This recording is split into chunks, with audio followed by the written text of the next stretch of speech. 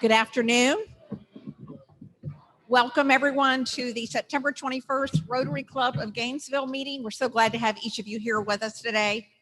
Guests and visiting Rotarians, if you're joining us on Zoom, please identify yourself at this time in the chat.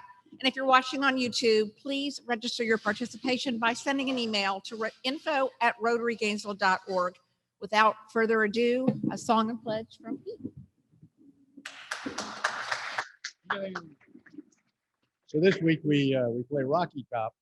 We play Tennessee, and so we're not going to sing Rocky Top, except there's a version that goes, Rocky Top, you'll always be gator bait to me.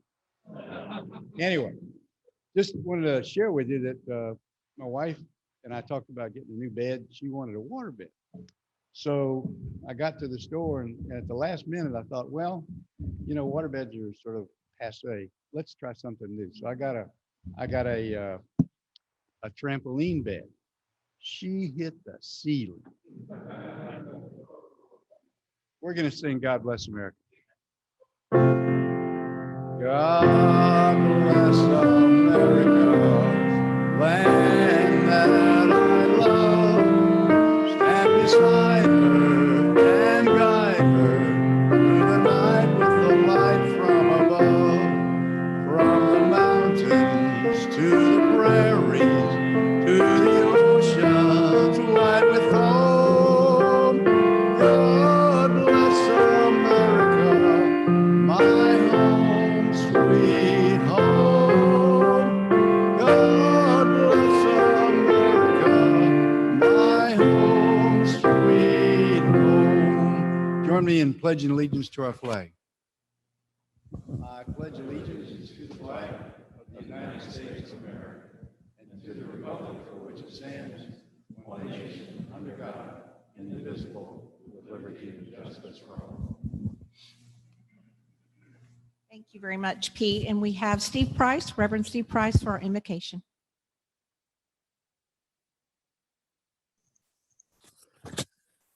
Good afternoon, friends. Let me invite you to pray with me. Gracious God, we offer to you this hour, which we have set aside as friends and colleagues for the purpose of connecting, learning, and growing.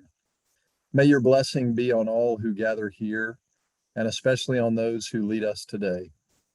May we be nourished by the food, enriched by the companionship, and enlightened by the presentation. And when it is time for us to go, send us out into the world to do all the good we can. Amen. Thank you very much. At this time, you may be seated, but we would like any visiting Rotarians or Rotarians with guests to please stand. And we'll come around and have you introduce them, please.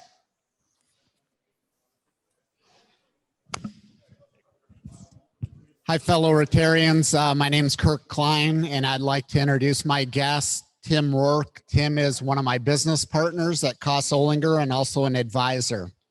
Tim Rourke. Welcome, Tim.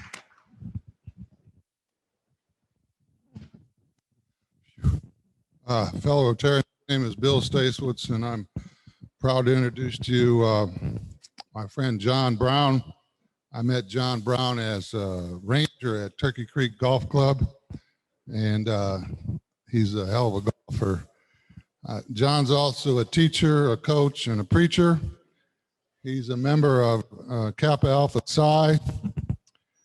He's currently the preacher at St. Paul's A&E Church, and it's hidden somewhere in northeast Alachua County. He is most proud to be Shirley Brown's happy husband, and Shirley Brown is commissioner for Alachua City. But really cool is that John Brown is the 1986 E.T. York Service Above Self Award winner. Welcome. Any other guests or visiting Rotarians? Also, Melanie, joining us online from King City, California, Brett Saunders. Welcome, Brent. All right. We're going to move into our announcements by Rotarians. And first up, we have TJ Pache to talk about Afghanistan.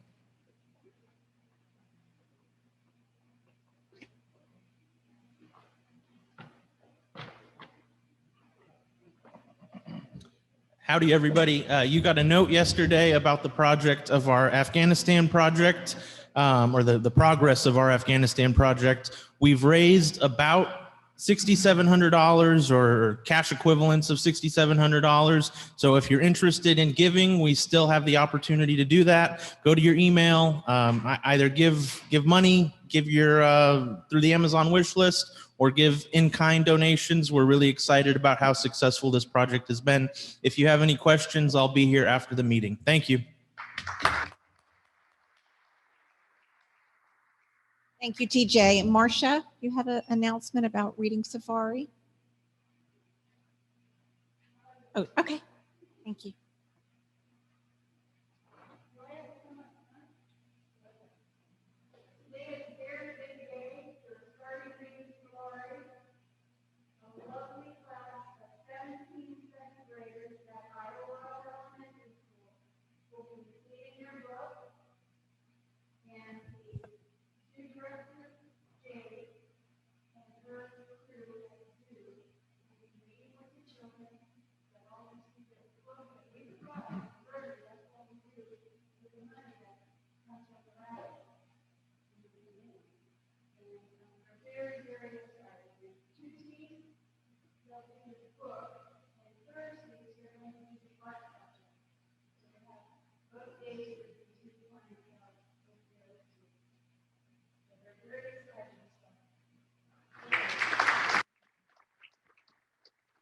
Thank you, Marcia, for your hard work all these years on this wonderful project.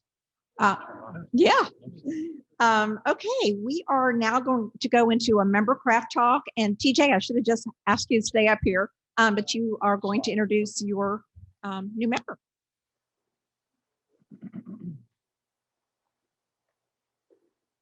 I'm back.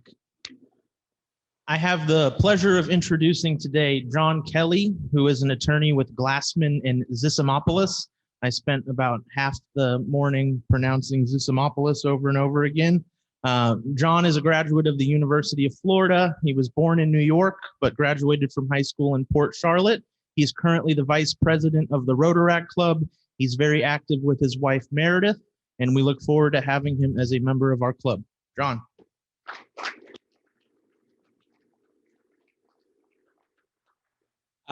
Good afternoon, everyone. My name is John Kelly. As you said, attorney with Glassman and Zissimopoulos. We're a small private firm here in Gainesville, currently 4 lawyers, soon to be 5. We've got somebody join us at the first of the month. We practice primarily in criminal defense and personal injury. Criminal defense, everything you can think of from petty theft all the way up to a murder charge. Personal injury, that involves, typically your car accidents. It could be premises liability, representing victims of crime, something I care about quite a lot as a former prosecutor. Medical malpractice, everything, the plane crashes. We did 2 of those this year. So you name it, if there's a medical bill involved that somebody's worried about paying, we like to be a part of fixing that problem. In terms of me, it's hard to fit everything into a 3-minute craft talk, but in terms of why Rotary for me, I truly mean this, and I will tell you, if we ever have a lunch or a coffee or something like that, I would not be a lawyer today if it was not for the Rotary clubs and Rotarians that I met some 16 or 17 years ago that really helped show me that that path in my life was possible. I grew up very blue collar, working construction, and it was very late in the game that I decided I was going to try and go to law school. In terms of why, personal injury, why medical malpractice, it was really hard prosecuting DUIs and having victims of those crashes that had a million different concerns that I couldn't help them with, because my role as a prosecutor was about punishing the defendant, not helping the victim. But more personally to me, when I was in 3rd grade, my mother was a victim of medical malpractice. She went to a hospital with early warning signs and symptoms of a heart attack and stroke. And there weren't bad doctors, there weren't bad people, but they just figured, hey, you're in your 30s, sleep it off, it's heartburn. That night, she suffered from a massive heart attack. Another year later, she had another heart attack and a stroke. I had a front row seat my entire childhood and life, me and my 6 siblings, or I'm one of 6, 5 siblings, to what it was like to live with the lifelong ramifications of medical malpractice and simple carelessness. So when I'm working with people, one of the reasons why I get up and love going to work in the morning is because I get to help families put the pieces back together. And I never lose sight of the fact that when we're done with Mr. Smith's case and we're on to Miss Jones's the next day, they're living with the repercussions of what we do forever. And so getting to be a part of helping people who have suffered the way that my family has suffered is a huge reason why I do what I do. I know that's, it in a nutshell. I'd love to talk to you more about it, but that's my craft talk. John Kelly with Glassman and Zissimopoulos. Thank you so much, John. That was a great job. And now, without further ado, I'm going to turn our program over to President David.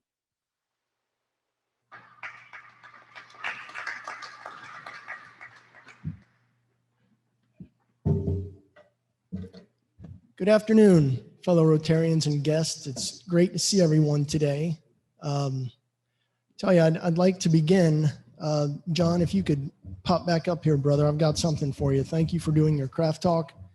Another example of a fine new member we've got here. John, thank you, and look forward to working with you in the coming years. 4-way test.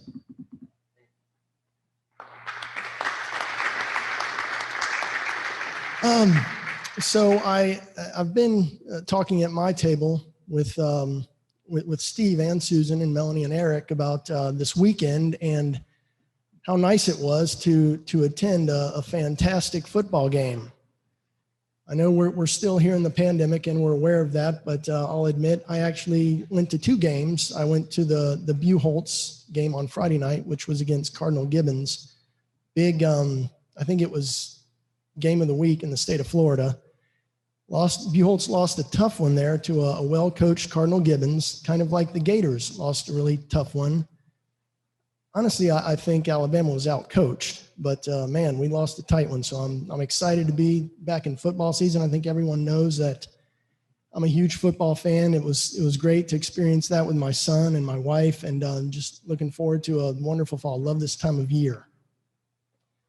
I've got a little bit of kind of some prepared words here. So if you'll forgive me, I'm going to be glancing at my notes, but I want to tell you that having a kind of a sense of connection within the Rotary Club of Gainesville and to our members, within our members is an objective that I identified months ago during the President's-elect training conference seminar series, whatever you want to call that battery of training that I enjoyed and benefited from, but kind of figuring out ways to encourage and foster that intangible sense of togetherness, that even a camaraderie that folks that have been in the club a long time, I think that there's an element of that that's just we haven't quite harnessed it back yet.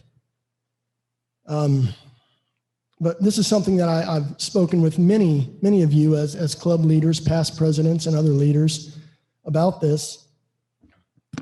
And something that we kind of further realized that at our luncheons, these luncheon meetings that they've been so important to us for a long time, but I think because of the pandemic and not having an attendance requirement, it's kind of almost lost the same degree of relevance that it's always had. And that's due in part because of our kind of electronic driven busy lives. And so when I had this conversation with Eric Godet, and after probably a good bit of deliberation on Eric's part and probably getting an okay from Yvette, Eric agreed to chair the programs committee. And I think everyone would agree with me that he has done a fantastic job. Eric hasn't done it by himself.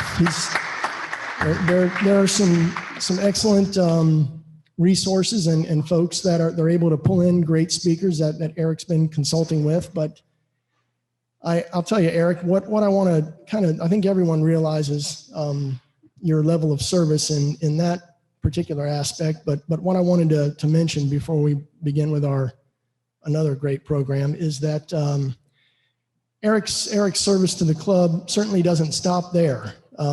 Eric is honestly someone that I know Eric outside of Rotary, and we play golf and do fun stuff like that together, but I know he's a busy guy also. So when I asked him to do this, it was a big ask.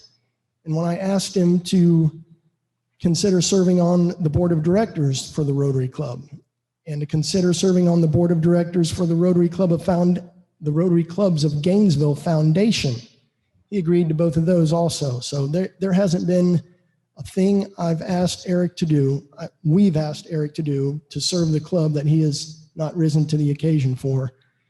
And, Eric, I'll just say this candidly, that I've benefited from your being a part of the board and your leadership as, someone, a confidant and a counselor. Your presence during the board meetings, the things you say, and just me having someone that I can bounce stuff off of, that I know you tell me honestly what you think. I appreciate that, and having you as a genuine friend, I appreciate. So I've got our beautiful "Serve to Change Lives" coin for you. It's in my other pocket here, pretty sure. Eric, I appreciate your service to our club, sir. Thank you.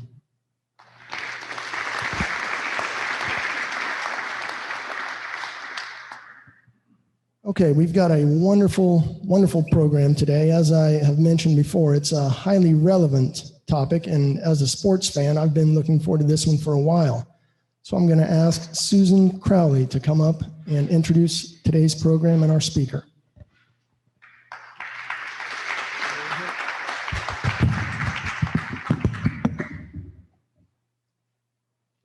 I'm very pleased today to introduce to you our speaker, Steve McClain, who's the UF Senior Associate Athletics Director. Steve McClain is a 32-year veteran of the UF Athletic Department staff. Over his career, he has served as communication and public relations leads for 8 different sports, but has spent the last 18 seasons as communication director for the Gator football program. Look closely, and I'm sure you'll do this now, at game day or press conference photos or videos, and you'll see Steve in the background, usually whispering in the ear of the athletic director or the coach. He's worked over the years with all the units in the athletic department to coordinate internal and external messaging, and now focuses on strategic and crisis communication strategies. Steve also has administrative oversight of the men's tennis program and Gator Vision, the broadcast unit that collaborates with the SEC Network and ESPN on live productions. He also coordinates the UAA name, image, and likeness efforts that he will discuss today. Welcome, Steve.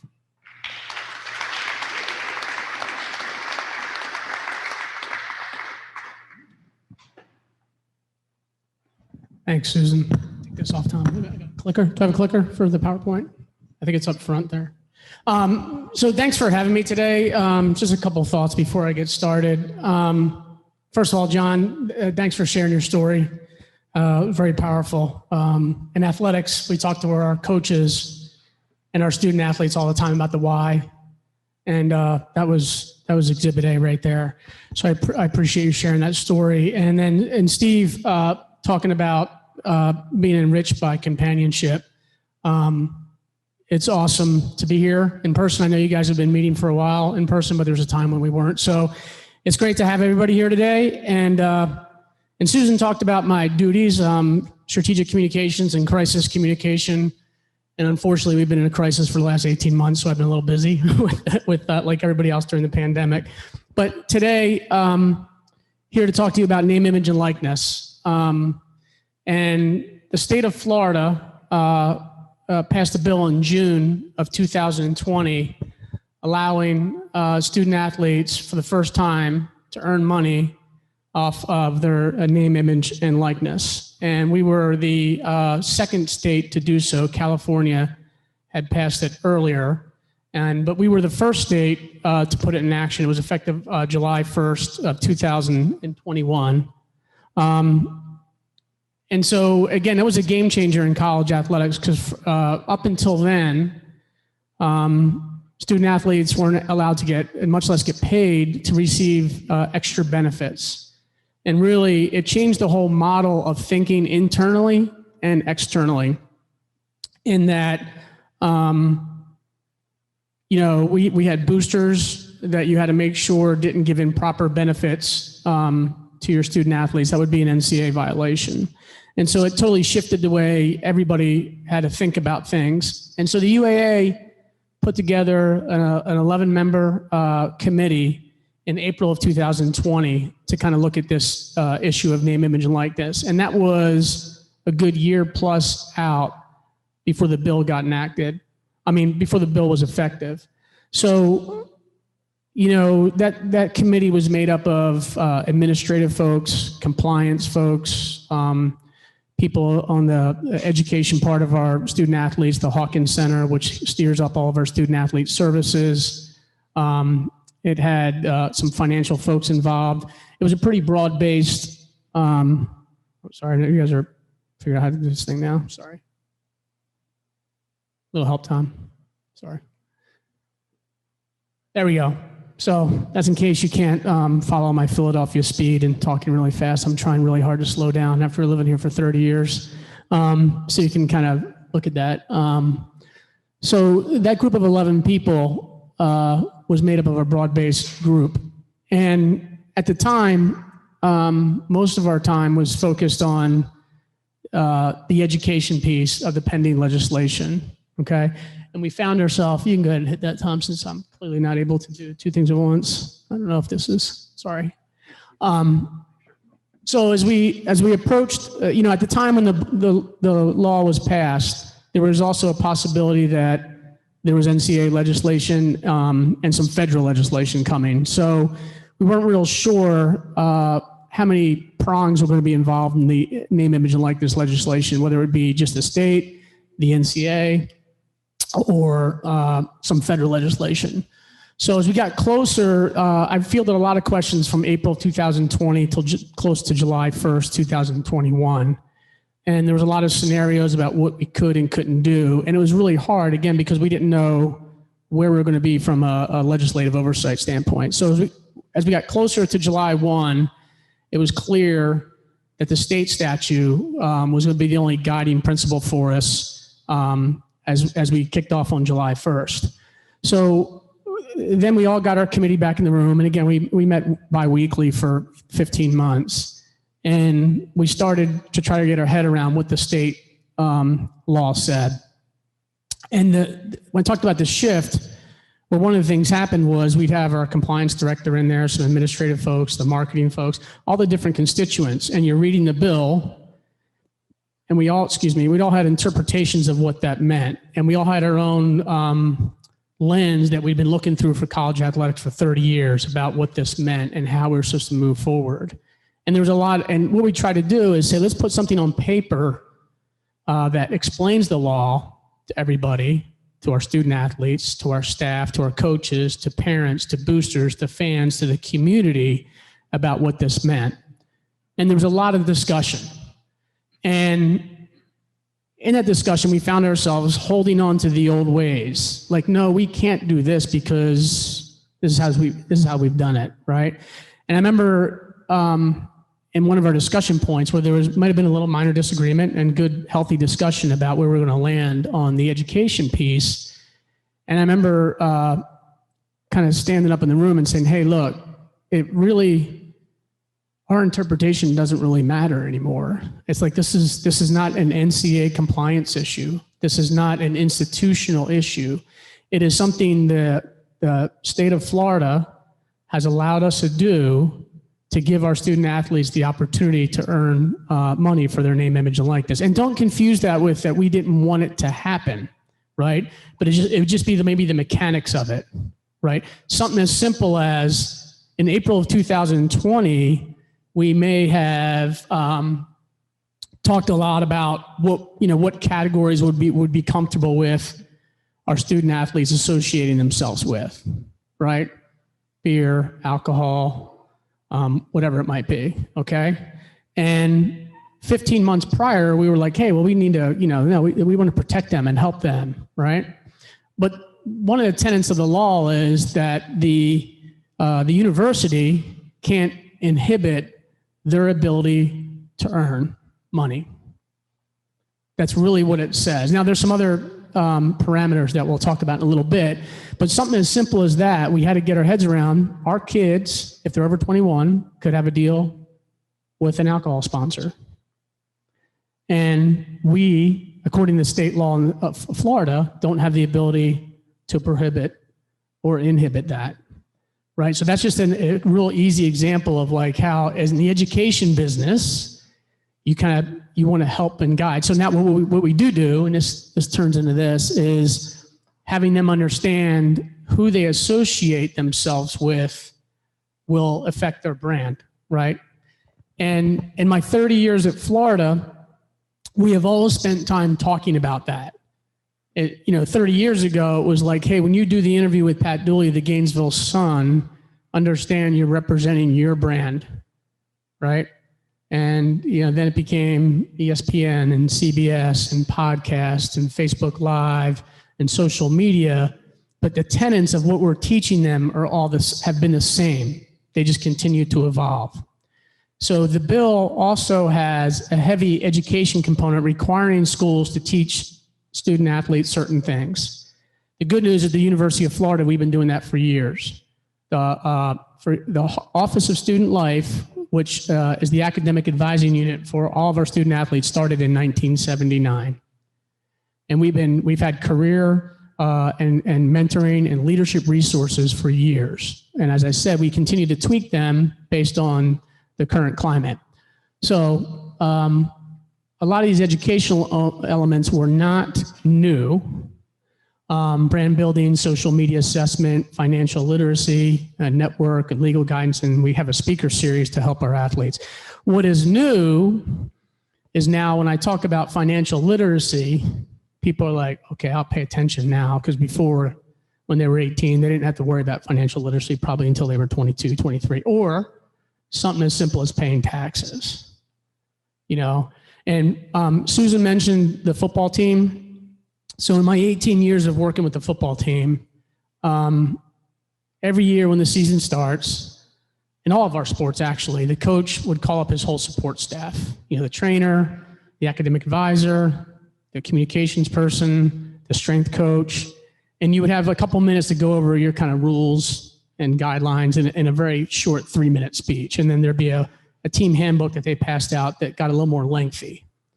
So in my 18 years of talking to football teams, and then previous 7 talking to basketball teams and baseball teams, if you added up all the time that I was kind of permitted in my short 3 minutes, right?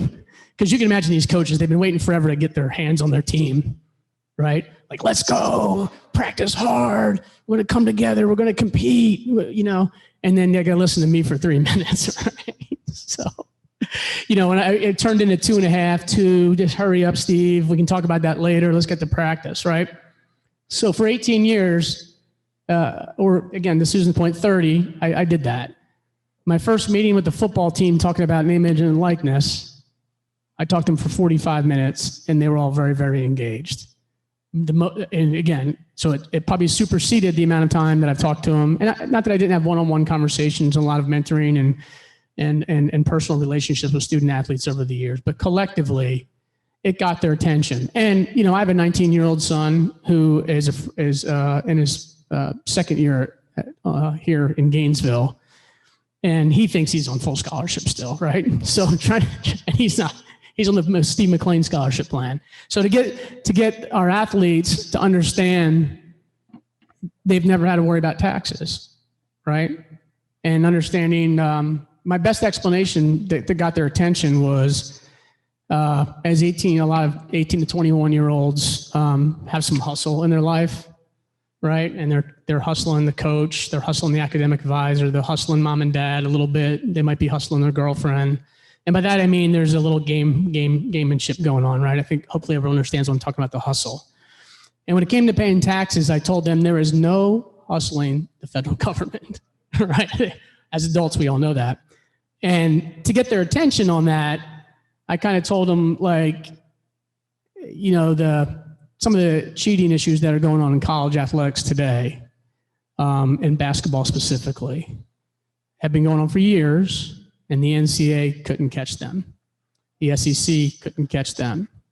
The schools themselves couldn't catch them. And some of the schools that are in trouble, will come up on a 4-year anniversary, got in trouble because there was cash involved that people weren't paying taxes on, right?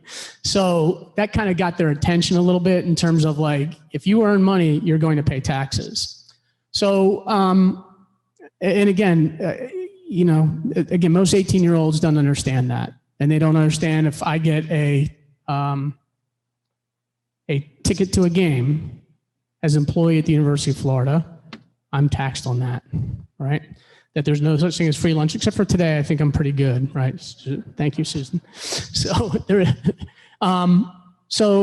we spent a lot of time talking about the education piece. And what also is changed a little bit is when I send an email out now and I've got name, image, and likeness on it, our coaches are a lot more engaged on that topic. Because a lot of it, as I explained about some of the services we've had for 30 plus years about brand building, strategy, all that stuff we've been talking about for years. I'm not saying it's fell on deaf ears, but there's a little bit more attention on that now. So I'm going to talk a little bit about the key components of the state statute. I won't go over every line in it, but probably the biggest, again, shift from a philosophical standpoint is that the University of Florida or its athletic department or its staff can't cause or direct the compensation. And the reason why this is a major shift is because if you work in the education business, you're in the mentoring and leading and education, and students come to you with problems and you help them out, right? So with this new legislation, we can't arrange or cause the compensation. So if Gatorade calls me in June, which they did, and said, we want to have a deal with 5 of your student athletes, when the name, image, and likeness law kicks in on July 1st, how can you help? How can Steve McClain help? My answer was, I can't. And in the education business, that's really, really hard. What do you mean you can't? Well, the state law says I can't arrange or cause compensation. So that was such a huge shift. So that there's so much more emphasis now on the education piece, because we have to educate them more than ever to make sure they understand it, because we can't hold their hand every step of the way. That is really hard to do.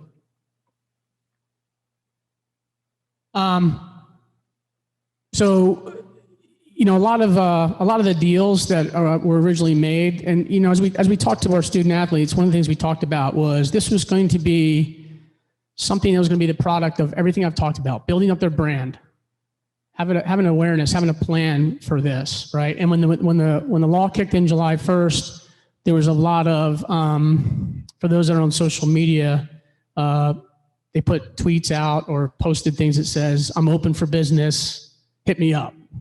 Right? And so I was trying to explain to them that that's not a real solid business plan. Like, it might work for your free sandwich, right? And I spoke to all the teams, and I spoke to parents, and I spoke to staff, and I was getting calls at 11 o'clock at night, or text message actually at 11 o'clock at night saying, does this t-shirt have approval? So I also had to tell them that, hey, the business isn't conducted over text messages at 11 o'clock at night either. But anyway, so it was really just a shift in their thinking, and I think there's lots of opportunities for our student athletes. And when I was 19, I would have taken a free sandwich for sure. But the ones that really want to capitalize off it, it's going to be a long strategic approach with, with a business that really is technical, that also needs to see a return on their investment. I mean, I know sometimes in athletics we get accused of, some people, not at Florida, gets accused of like buying players and throwing cash around student athletes. But these businesses are going to want a return on their investment. So anyway, as our student athletes got approached, our marks and logos are managed by Learfield Communications, which is a third-party multimedia rights group that manages all of our sponsor relationships and our marks, and they have the right to those marks. And so if our athletes want to use our marks in anything they're doing from a name, image, and likeness standpoint, they would have to go through the same process you would if John, your law firm, wanted to get work with us. There's a process for that, and there's assets that get delivered through these multimedia rights agreements. So they were like, well, why can't I just use this? And the explanation I gave our football team that kind of they could understand was, if any of them played for the Dallas Cowboys, they could have certainly do things in the Dallas Cowboys uniform to help promote the NFL and the Dallas Cowboys. But if they went down to the local car dealer to have something on their own, they would need permission from the NFL and the Dallas Cowboys to use those marks. That was the best way for me to explain that to our athletes. So for the other game changer in this new space we're in is that for years, student athletes weren't allowed to have agents. They weren't allowed to have lawyers to advise them. And now in this space, they can have both agents and lawyers, which is tremendous because, again, we can't help them as much as we would like to. We can educate them, but somebody needs to be advising them. So for the first time, they're allowed to have lawyers and agents represent them. It can only be for name, image, and likeness. So if we have a potential first-round draft pick on our football team and they want to represent them and say, I'll also help sign your NFL contract, they cannot have that agreement in writing or orally prior to them finishing their time here. So the lawyers have to be, members of the Florida Bar, and the agents have to be in good standing with the state. And that law has actually been around for a long time because there was unscrupulous agents running around in Gainesville in the 80s trying to sign our players, and there was no consequences for them. So in the late 80s, early 90s, there was a law passed about agents that represent athletes have to be registered with the state of Florida. And talked about the duration of those agreements already. The law says that the students have to kind of inform the school other deals in their agreements. And again, a big shift. It's not an approval process. It's just the law says you have to provide that to the school. So again, it's real confusing for student athletes and boosters who have come to us with deals and saying, can we do this?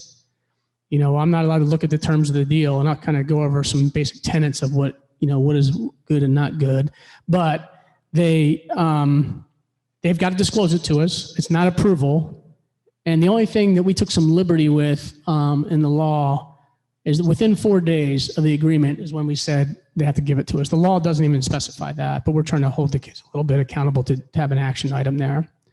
And when we rolled these things out, these guidelines, and there's a little longer version of this on our website, some of the media picked up on this as this was Florida announcing our guidelines. And outside of that 4-day thing, everything else is just a state of Florida law. But we were the first school to really kind of try to break it in the state of Florida, to break it down and make it very public, how we're educating our student athletes internally. So I talked about a beer, if our student athletes want to be involved with beer. The only restriction we put on the categories was not allowing them to enter in NIL agreements with gambling or sports wagering vendors or vendors associated with athletic performance enhancing drugs. It's the same guidelines the NCAA has. And so one of the first questions I got with the football team is, come on, Mr. McClain. First of all, they didn't call me Mr. Come on, Steve. Like, you tell me I can go get a deal with Adidas right now because we're a Nike school? And the law says that we don't have the right to tell them they can't do that. Now, there is a line in the law that says a contract that a student athlete enters can't be in conflict with the contract that the school has. Okay? And what that means is our agreement with Nike talks about Nike apparel being worn in practice and competition by our student athletes. So could Emory Jones wear Adidas down at the local car dealer in a commercial? Yes, he could, because it does not conflict with the terms of our agreement, which is about practice and competition. Does that make sense? So that was hard for some people to get their head around because they just thought automatically Gatorade, Pepsi, UF Health, all of our major relationships that we have, and Nike and Jordan would be kind of exclusive categories. We actually could say that we would want you not to, but by the law, we cannot do that.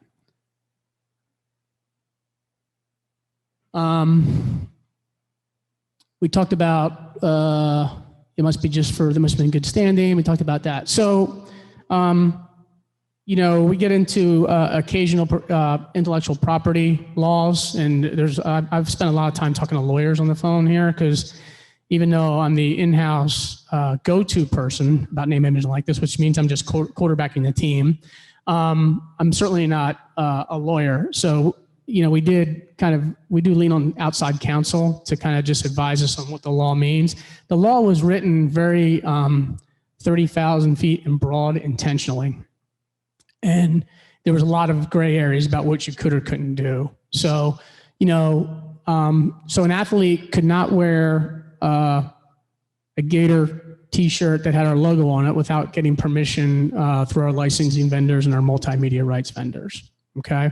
But could they say, I'm a student athlete at the University of Florida and they're in their car commercial? Yes, they could do that.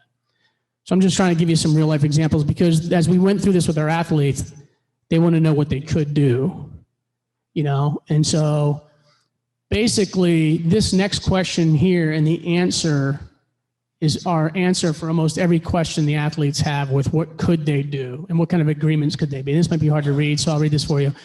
As a student athlete, could I enter an agreement with my apartment complex for name, image, and likeness compensation or sign autographs at the local car dealer? Yes, they could do it if they do the following things. There's a form via an app we have called Teamworks that requires them to record the agreement. No coach, staff member, or booster arrange it, and no use of our marks or logos without agreement from our licensing or multimedia rights partner. And we can come up with a bunch of different examples, and that'll be the answer kind of every time. As long as you do those things, and obviously with the gambling and the sports performance enhancing drugs, it's really not against the law. A couple of things that kind of were side items that we made sure we spend a lot of time talking to our kids about. There's some kids on our team that are getting some kind of need-based financial aid through Pell Grants and whatnot. And those, as most of you know in this room, and maybe our kids probably didn't understand this, that aid was based on maybe a single mom that was raising 4 kids making $40,000 a year. Well, if they start earning $40,000 in compensation, their Pell Grant could be infected by that. And again, we're not experts in that space. We're going to advise them to go to our University of Florida, the academic advising people to make sure whatever money they were earning was not going to affect their Pell Grant. International students that come to the University of Florida also come here on a student visa. It's not a work visa, it's a student visa. So if you're an international student athlete and you have an ability to make money off of name, image, and likeness, that could affect their student visa. Again, in athletics, not being the expert at that space, we invite them to visit with the International Studies Center on campus. So those are some other things that came up. And we have some different contacts in the UAA to really help our student athletes guide their way through this space. And again, so this information is all on our websites on floridagators.com. If you typed in the search name, image, and likeness, you'll find a much longer version of all of this, but I tried to speed it up today. Hopefully I fit within my time window, but I'd also be glad to take any questions here on the topic. In the back to the left.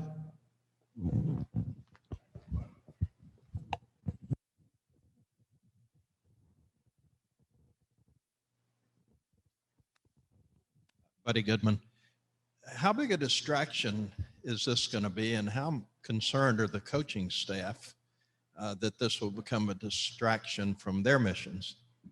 That's a great question. When I talked to the women's basketball team, I mentioned I talked to almost every team. And when I talked to the women's basketball team the morning of July 1st, they just got done lifting weights at 6 o'clock in the morning. So I met with them at 7:30.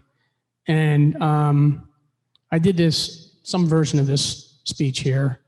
And I told them, hey, look, not even as administrator, but I was a former athlete at Syracuse University. And I knew the challenges of all the things that were on my plate back in the early 80s. And at the time, those challenges for me were my athletic demand that was on me. And as a swimmer, there's a lot. You train twice a day. It's nuts. I had my academics. I had, if I was lucky, a girlfriend. And then I had my family and friends, right? And as an athlete, I knew that when one of those 4 things wasn't going well, it affected the other, right? So I asked that group, would that be a true statement prior to July 1st? And they all said yes.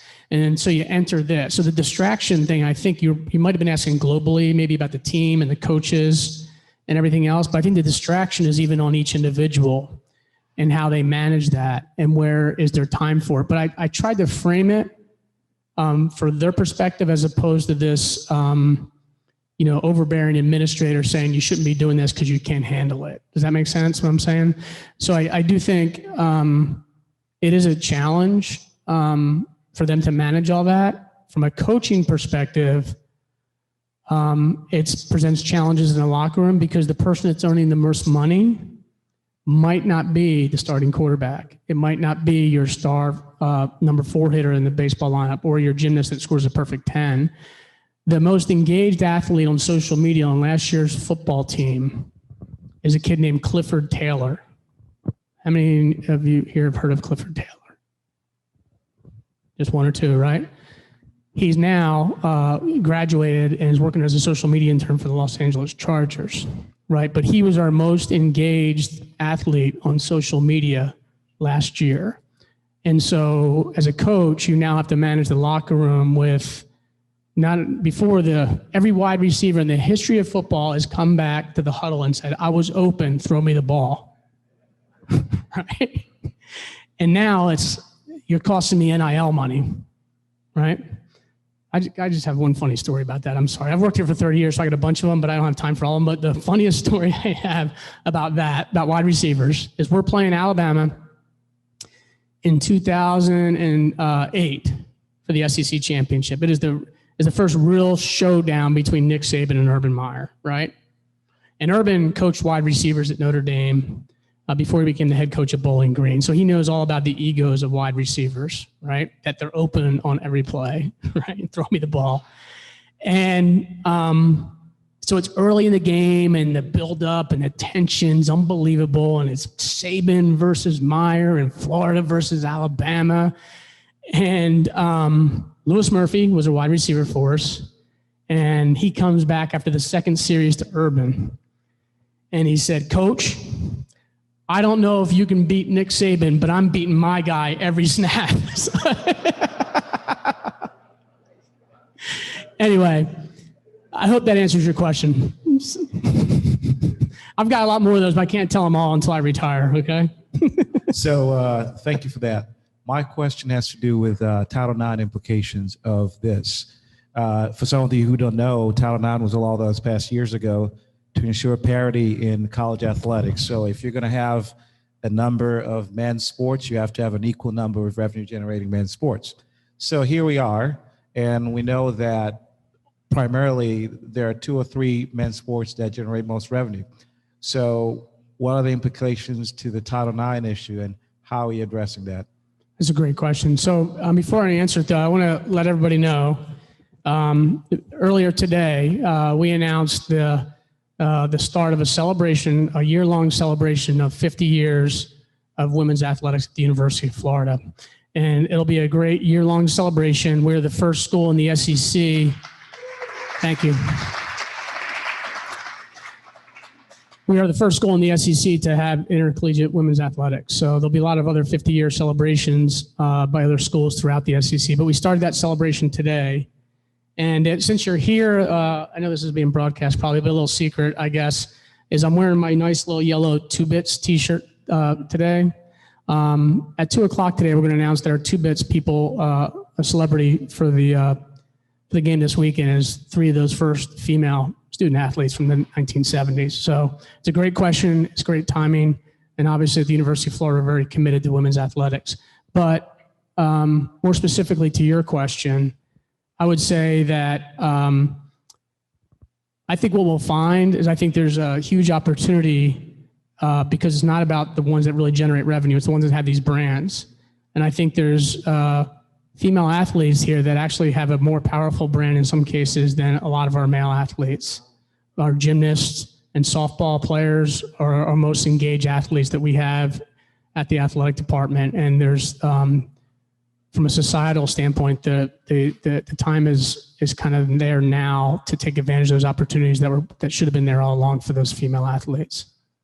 Steve, we have a question from online from Dink Henderson. Okay. Can a student earning money through his or her NIL share those earnings with other teammates? It probably depends on how it was shared or if it was part of a negotiated deal. We have entered into some agreements with group licensing folks. Brandar is a group licensing outfit that we have partnered with to provide that opportunity. So if it was part of a group licensing rights, they have the ability to do that. And but the biggest thing with name, image, and likeness is it needs to be compensation. It can't just be given away. So if they're giving it to them because they're friends, that's fine, but not as like part of it. If it's part of a collective deal, it needs to be negotiated probably through a licensing one. Do I have time for one more or is that it? We're good?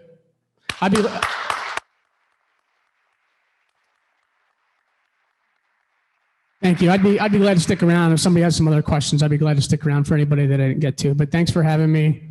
Godspeed and stay safe.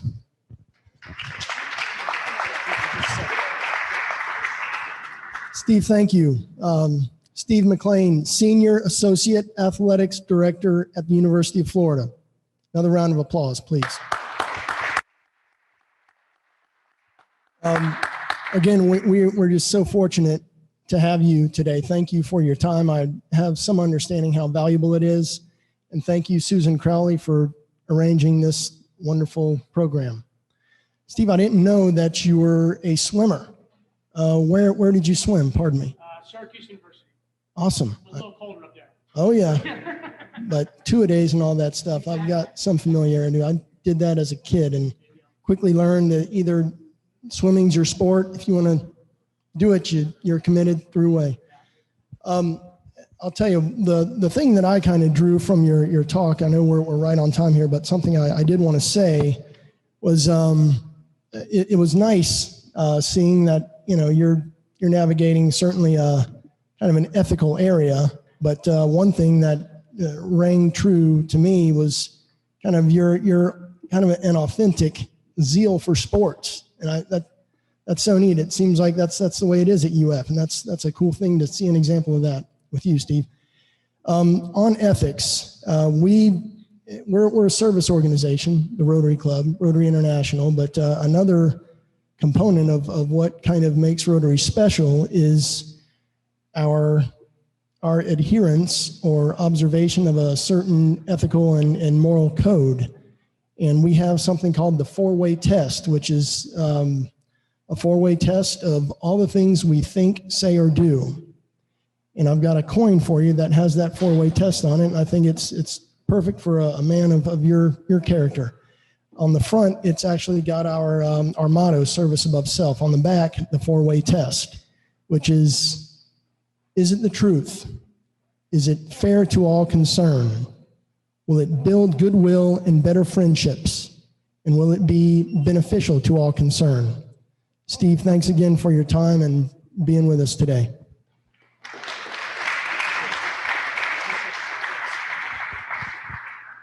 Okay, everybody, last order of business is our drawing for Rotary Reading Safari, which kicks off today. Thank you, Marcia, for that announcement.